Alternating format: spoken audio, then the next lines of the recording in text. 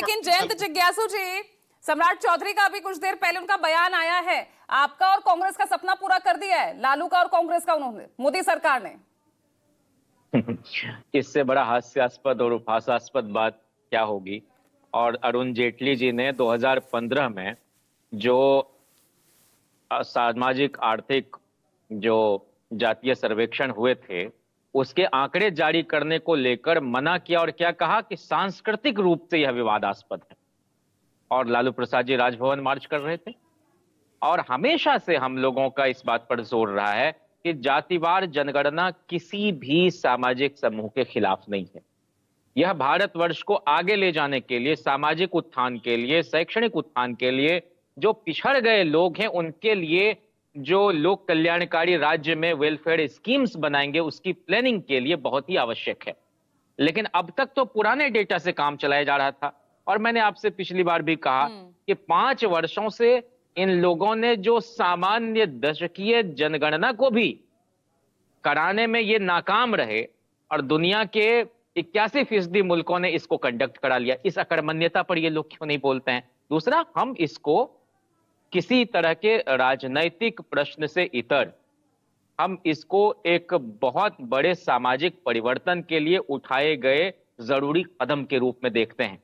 और एक बार यह हो जाए और ससमय हो जाए तो निश्चित तौर पर जो प्राइवेट सेक्टर्स हैं उसमें भी प्रतिनिधित्व सुनिश्चित हो सके, इस बात की लड़ाई फिर लड़ी जाएगी।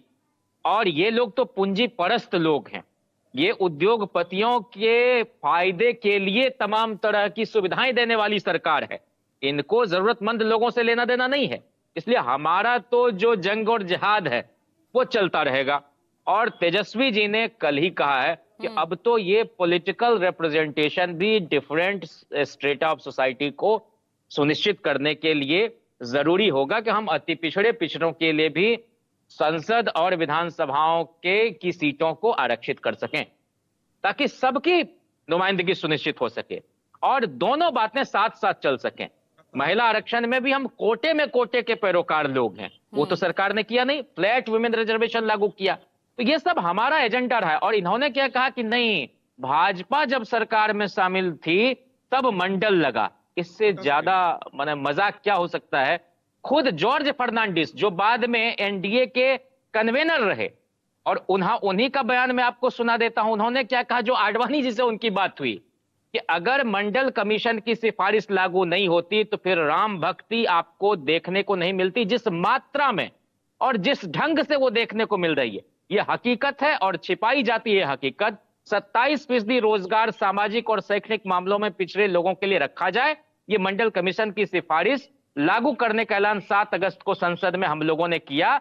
और इस ऐलान के 48 घंटे के अंदर, मैं औरों की बात नहीं कर रहा हूं, लाल कृष्ण आडवाणी ने खुद मुझसे कहा कि आपने हमारे सामने कोई विकल्प नहीं रखा है, हमारे सामने अभी एक ही रास्ता है कि हम हिंदुत्व का प्रश्न, मंदिर और मस्जिद के प्रश्न को लेकर लोगों के सामने जाने का काम करें। ये तो समाज में बंटवारा करने वाले लोग हैं, समाज में बनावट, एकता, इसके लिए कहां ये लोग काम करते हैं। और नितिन गडकरी ने क्या कहा, जो जाति की बात करेगा उसको कस के लात पड़ेगा। और संघ के मोहन भागवत का बयान सुन लीजिए, भाजपा के तमाम लोगों का। अब पिछले बयानों का हम क्या करें जो आप नहीं करवा पाए? यही तो मैं कह रहा हूं, यही तो मैं कह रहा हूं कि हम लोगों के संघर्ष की जीत है। अच्छा, ये हमारे संघर्ष की जीत है। ये संसोपा के अध्यक्ष रहे एसएम जोशी जी, चाहे वो चौधरी चरण सिंह जी हो, चाहे वो लालू प्रसाद जी हो, चाहे वो वीपी सिंह जी हो, इन सबके सपनों की जीत है। और इसलिए हम इसको अपनी जीत मानते हैं और ये हमारे एजेंडे की जीत है। जवाब दीजिए मनीष जी, ये तो भाई, ये तो आरजेडी, ये तो लालू प्रसाद यादव के संघर्ष की जीत है।